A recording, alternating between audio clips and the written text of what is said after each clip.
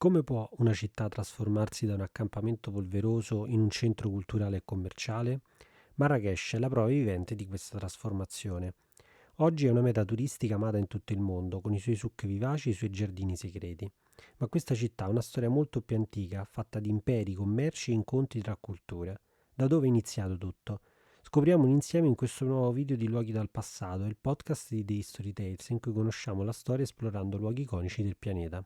Prima di iniziare chiedo scusa subito per le future pronunce errate che sentirete, non parlando io arabo sicuramente qualcosa sbaglierò. Nel 1058 Abu Bakr ibn Umar, emiro berbero e leader dei Lamtuna, una delle tribù che insieme ai Gudale e ai Massufa diedero origine al potente regno almoravide, sconfisse i Magrawa, stanziati nella regione centro-meridionale dell'attuale Marocco. Conquistò così due delle loro città più importanti, la capitale Aghmat e Sufi. Successivamente rivolse le sue mire espansionistiche verso la costa, allora parte dell'emirato di Barghawatà.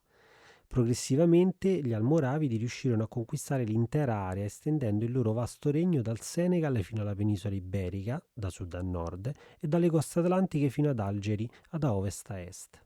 Nonostante il successo della conquista, Abu Bakr ritenne che Aghmat non fosse adatta a diventare la capitale.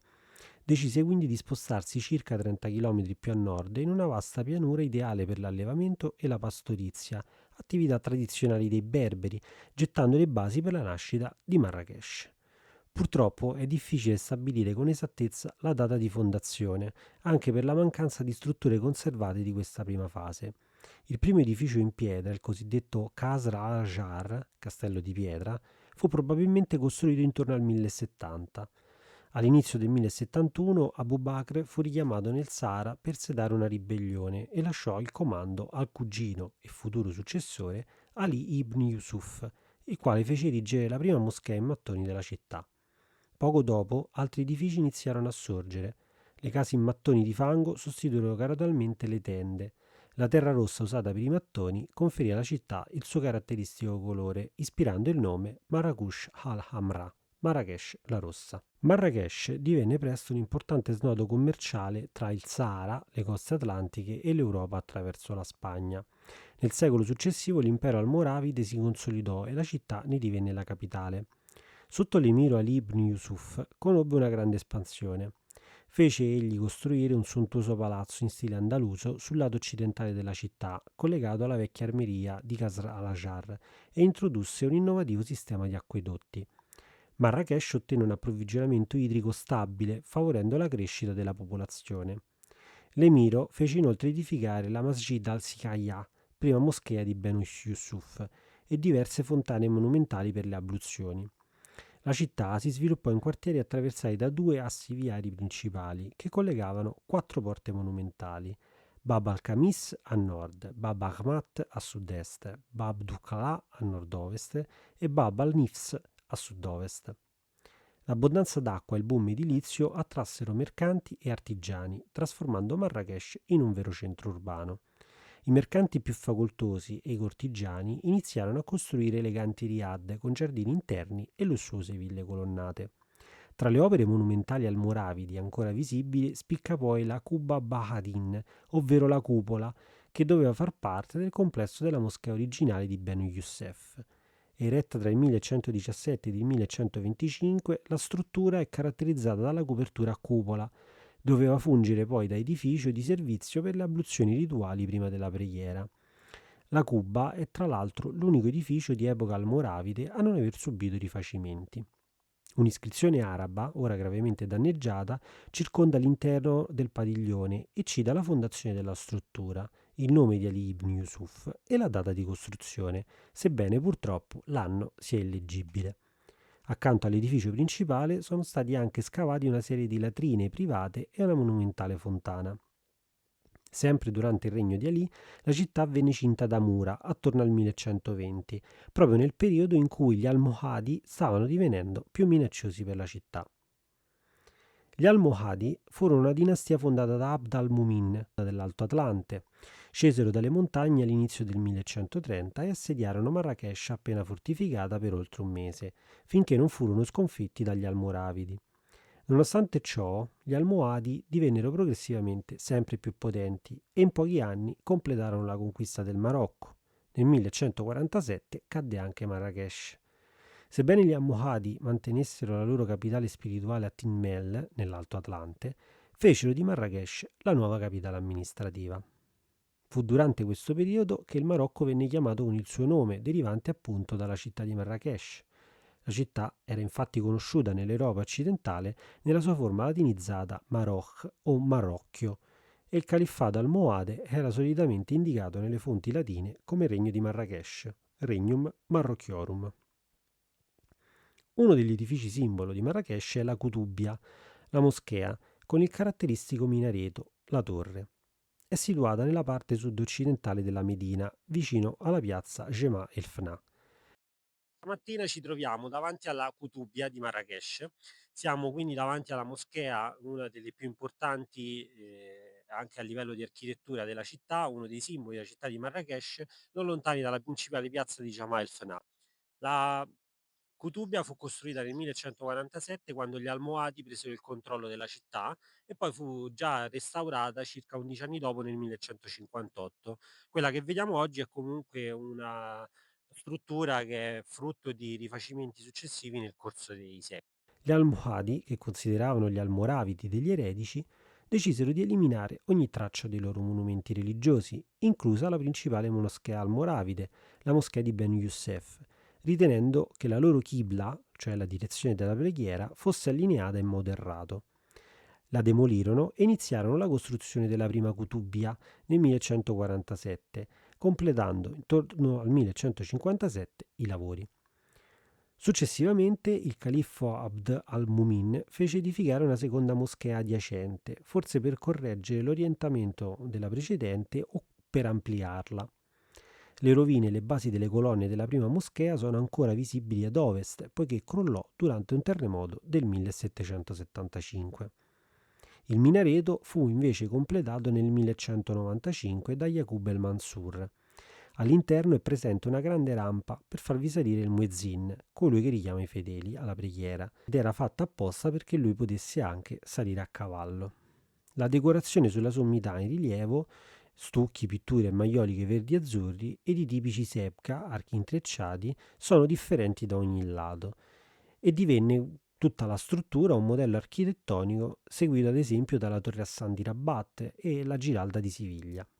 Non è possibile purtroppo visitare l'interno, che è aperto solo ai musulmani, come quasi tutte le moschee marocchine, ad eccezione di quella di Casablanca. Al-Mansur ricostruì la cittadella fortificata, la Casba, situata a sud della Medina di Marrakech.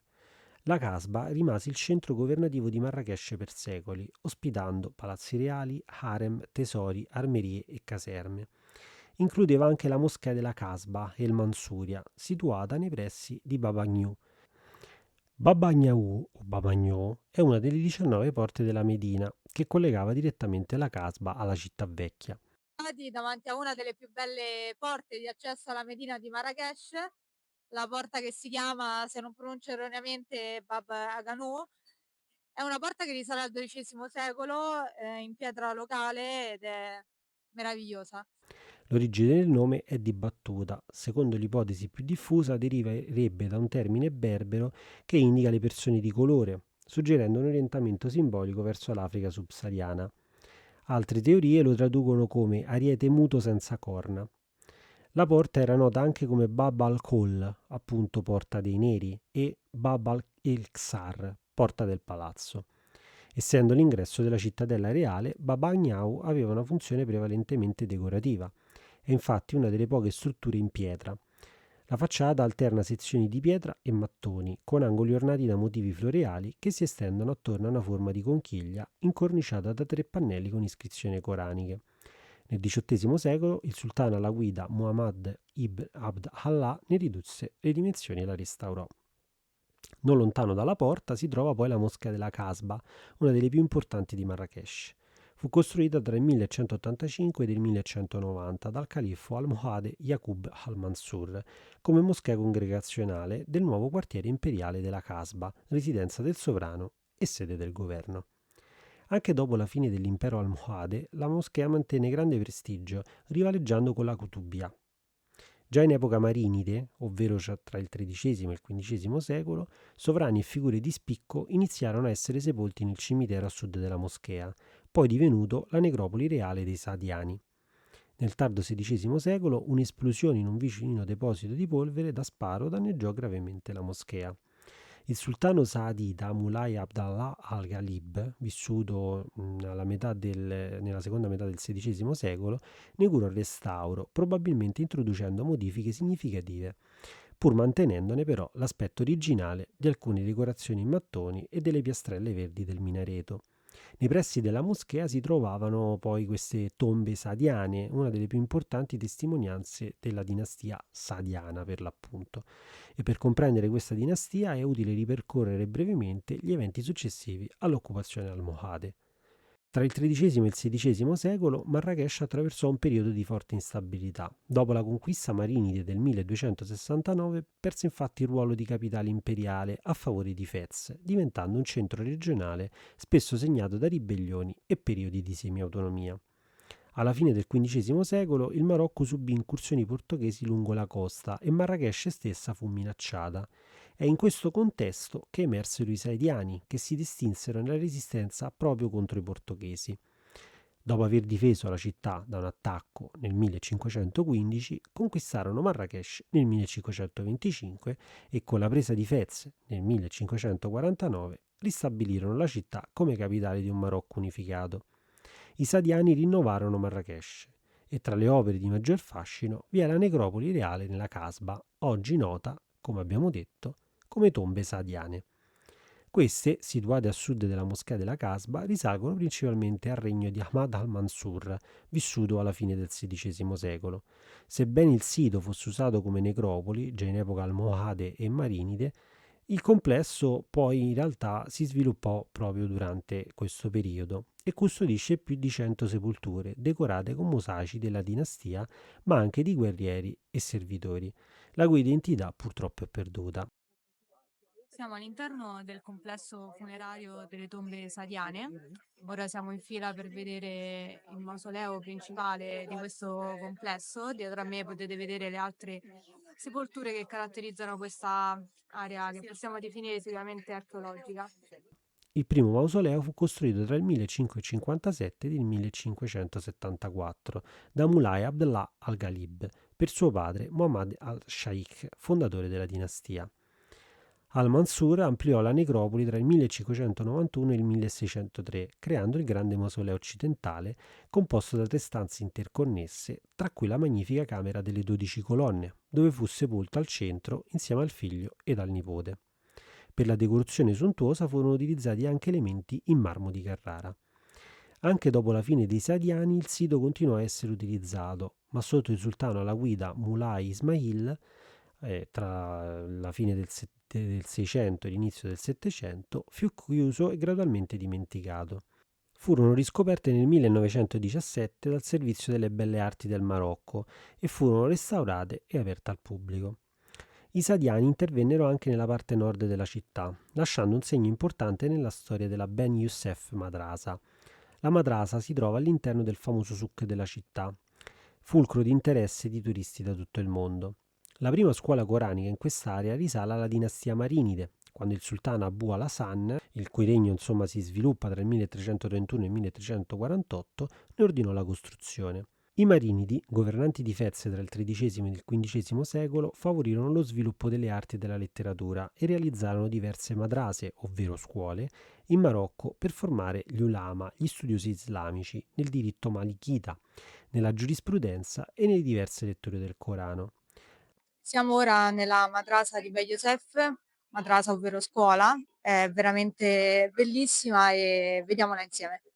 L'attuale Ben Youssef Madrasa, capolavoro dell'architettura saadiana e marocchina, fu commissionata dal sultano saadiano Abdallah al-Ghalib, che ha regnato tra il 1557 e il 1574 e fu completata nel biennio tra il 1564 e il 1565, seguendo appunto lo stile marinide. La madrasa divenne la più grande del Maghreb, ospitando fino a 800 studenti. Fu chiusa nel 1960, restaurata e riaperta nel 1982 come sito storico. Fulcro dell'edificio è il cortile decorato con stucco e la tipica arte dello zellighe o zellige, ovvero mosaici in ceramica che riproducono motivi geometrici. Attorno al chiostro furono poi costituite le celle degli studenti aperte su piccoli cortiletti. Un altro importante monumento costruito dai Sadiani è poi il Palazzo El Badi, il cui nome significa Palazzo della Meraviglia o Palazzo Incomparabile. Il nome El Badi è anche uno dei 99 nomi di Dio nell'Islam e il sultano Ahmad al-Mansur, che commissionò il palazzo, potrebbe averlo scelto sia per la sua pietà religiosa sia per esaltare la magnificenza della costruzione. Questo grandioso complesso, oggi in rovina, fu commissionato dal sultano nel 1578. Finanziato con le vittorie sui portoghesi e il commercio di zucchero e oro, era quindi un sontuoso complesso destinato a ricevere ospiti di prestigio e celebrare la potenza del sultano stesso, con una grande corte, giardini, padiglioni e decorazioni in marmo, oro e onice. Dopo la morte di Al-Mansur nel 1603 il palazzo cadde in rovina e nel 1707 Mullah Ismail ne riutilizzò i materiali per Meknès. Dopo la morte di Ahmad al-Mansur, la dinastia sadiana entrò in un periodo di conflitti di successione e anarchia, frammentando il Marocco in entità più piccole. Zidan al-Nasir riuscì a imporsi a Marrakech nel 1609, ma ben presto si ritrovò confinato nella città a causa delle rivolte scatenate dai suoi fratelli. Mentre il resto del Marocco si divideva tra fazioni rivali, Marrakech rimase l'ultima roccaforte di sultani sadiani ormai rilevanti, il cui dominio si estendeva solo su una piccola parte del sud. Nel 1659 la tribù araba degli Sciabana prese il controllo della città, ponendo fine alla dinastia con l'uccisione dell'ultimo sultano Abdul al-Abbas. Nel frattempo gli Alawiti, un'altra famiglia sciarifiana, si erano stabiliti nella regione del Tafilalet. Muley al-Rashid, membro di questa dinastia, avviò una campagna di conquista che lo portò a unificare gran parte del Marocco, prendendo Fez nel 1666 e Marrakech 3 anni dopo, dove massacrò gli Sciabana. Alla morte di al-Rashid nel 1672, Marrakech si rifiutò di riconoscere come sultano suo fratello e successore Ismail ibn Sharif, preferendogli il nipote Ahmad ibn Muris. Ismail marciò a sud, sconfisse Ahmad e prese il controllo della città nel giugno dello stesso anno. Tuttavia Marrakech continuò a resistergli. Nel 1674 fu riconquistata da Ibn Muris e solo dopo 2 anni di assedio cadde definitivamente nel 1677, subendo un saccheggio. Ismail stabilì la sua capitale a Meknès, depredando Marrakech di molti dei suoi palazzi e materiali da costruzione, tra cui, come detto, quelli del suntuoso Palazzo El Badi.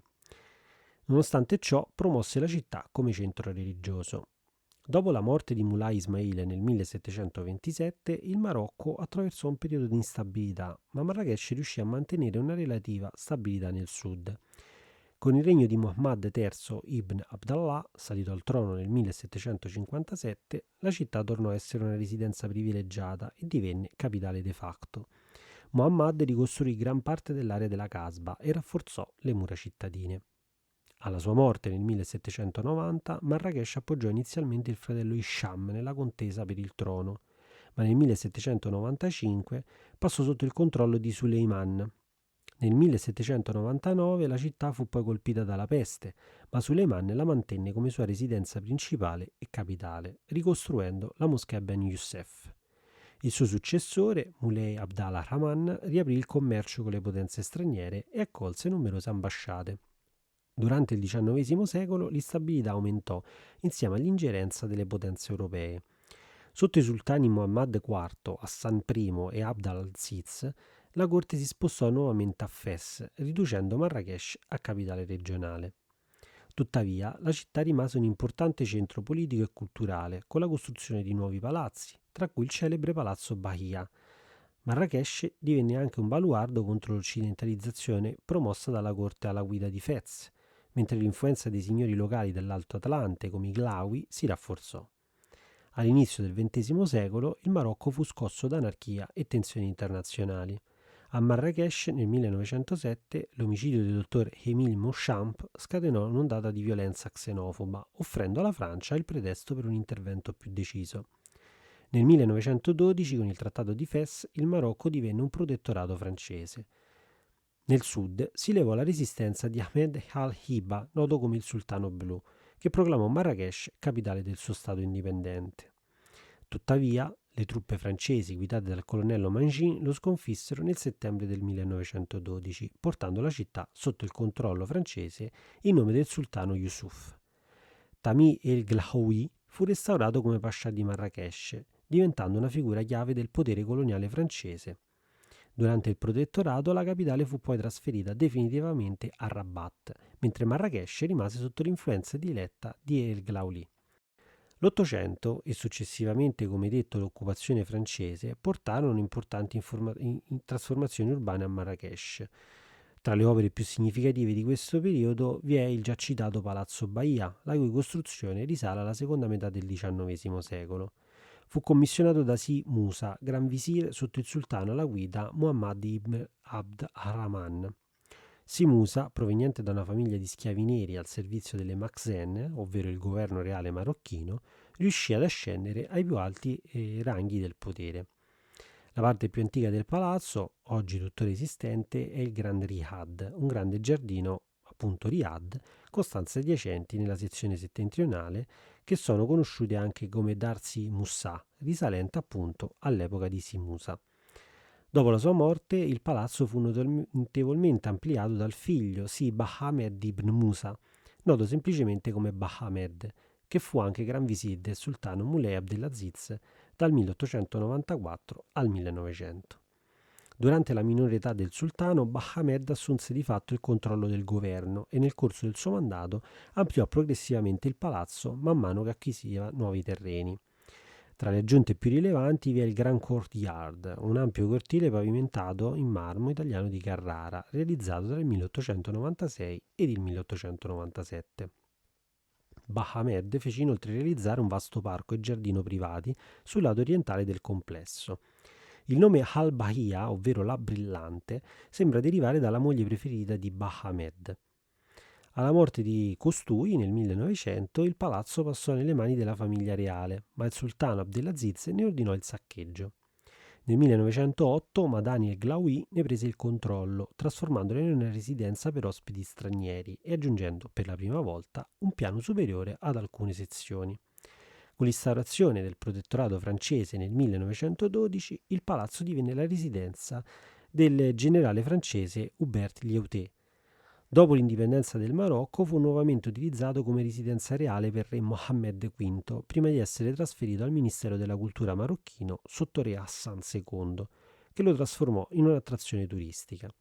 Il palazzo è celebre per la sua ricca decorazione, che include stucchi intagliati, pavimenti in marmo, i mosaici gellige e soffitti in legno di cedro dipinti. I materiali furono importati da tutto il Marocco e la decorazione fu affidata ad artigiani provenienti da diverse regioni. La disposizione labirintica del palazzo riflette le sue espansioni graduali nel corso degli anni, rendendolo una delle testimonianze più affascinanti dell'architettura marocchina tradizionale. Durante il protettorato francese, Tamim el-Glaoui fu pascià di Marrakech dal 1912 al 1956 e collaborò strettamente con le autorità francesi, accumulando grande potere e ricchezza. In questo periodo la città si espanse oltre la Medina. Guélis dal 1914 divenne un centro moderno per i coloni francesi, mentre Ivernage dal 1928 si sviluppò come quartiere esclusivo. Nonostante la repressione, il nazionalismo crebbe, coinvolgendo anche Marrakech, e nel 1953 le autorità francesi, con il sostegno di El-Glaoui, deposero ed esiliarono Mohammed V, intensificando però la lotta per l'indipendenza. El-Glaoui infatti cambiò posizione e sostenne ben presto il ritorno del sultano. Così, il 2 marzo del 1956, la Francia riconobbe l'indipendenza del Marocco e poco dopo El-Glaoui morì. Dopo l'indipendenza Marrakech continuò a espandersi, soprattutto verso ovest. Mentre Rabat divenne la capitale politica e Casablanca quella economica, Marrakech si affermò come capitale culturale e turistica, tanto che nel 1982 l'UNESCO dichiarò la Medina di Marrakech patrimonio mondiale dell'umanità. Simbolo della città moderna è poi Jemaa el-Fna, la più grande piazza dell'Africa, il cui nome arabo potrebbe significare sia l'assemblea del defunto sia la moschea del nulla. L'ambiguità deriva dal fatto che Jami può indicare sia una moschea sia un'assemblea, mentre Fanà significa annichilimento. La piazza infatti fu teatro di esecuzioni capitali e parte di un progetto incompiuto per una moschea sadiana. Con il tempo, Jama el Fna è diventata il cuore pulsante della città. Durante il giorno ospita un grande mercato all'aperto con venditori di ogni genere, decoratori con l'ennè, chiromanti, erboristi, suonatori e incantatori di serpenti. Ma al calar del sole le bancarelle diurne lasciano spazio ai banchetti di cibo.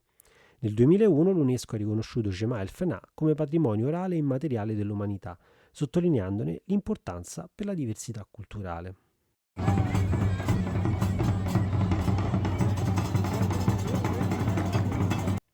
Oltre a Marrakech si possono fare diverse escursioni nei dintorni per visitare altri importanti siti e città, tra cui il bellissimo porto di Essaouira. Inoltre Rabat, Fes e Casablanca sono molto vicine e ben collegate con il treno. Tuttavia, per visitare a fondo tutte queste città e i dintorni sono necessari molti giorni che noi non avevamo. Ci siamo quindi limitati a fare un tour di un giorno, abbastanza stancante e non pienamente soddisfacente, tra l'altro, che ci ha permesso di vedere la bellissima e scenografica Ait Ben Haddou e purtroppo solo dall'esterno l'antica cittadella di Ouarzazate. Il nostro consiglio è di noleggiare una macchina e scegliere voi dove andare. Tuttavia il modo più facile, sicuro ed economico per vedere questi posti è prenotando i numerosi tour organizzati che potete trovare sia su booking.com che su Get Your Guide. Ad oggi molti di questi tour non privati includono una serie di tappe. Quello da noi pagato, che appunto non era un tour privato ma condiviso con altri, ha incluso ad esempio la visuale sul passo montano di Zintichka, ma anche sinceramente parlando inutili perdite di tempo come la cooperativa di produzione dell'Argan o gli Atlas Studios di Varzazate. Siamo sulla catena dell'Atlante. Oggi il tour prevede di arrivare alla città di Ait Benadou e Carzate, nel sud del Marocco. Come potete vedere la vista è fantastica da qui. Speriamo di passare una bella giornata. Ma la perla della giornata è stata invece Ait Ben Haddou. Sito fortificato sin dall'undicesimo secolo, il Xara acquisì importanza strategica per la sua posizione nella valle dell'Unilà, lungo una delle principali rotte transsahariane. Gli edifici, realizzati in terra battuta e adobo, comprendono abitazioni, moschee, casba e un granaio fortificato sulla sommità della collina. Oggi il sito è in gran parte disabitato, ma restauri e il turismo ne garantiscono la conservazione. A pochi chilometri si trova poi Ouarzazate, storicamente un punto di passaggio per i commerci tra il sud e il nord del Marocco. Durante il periodo francese divenne un importante centro amministrativo e militare. La città ospita poi la Casba Tourit, residenza della potente famiglia Glaoui, costruita tra il XIX e il XX secolo in terra battuta. Siamo arrivati alla conclusione di questo viaggio. Marrakech, con la sua affascinante storia che affonda le radici nei secoli, rappresenta un crocevia tra tradizioni e modernità. Dalle mura della Medina, patrimonio dell'umanità, alle vivaci piazze come Jemaa el Fna, la città è un luogo dove ogni angolo racconta storie di conquiste, culture e trasformazioni. Se vi è piaciuto questo video vi invitiamo a lasciare un like, iscrivervi al canale e ai nostri account social per rimanere aggiornati sulle novità e per non perdervi i prossimi video. Trovate nel box informazioni tutti i dettagli. Alla prossima!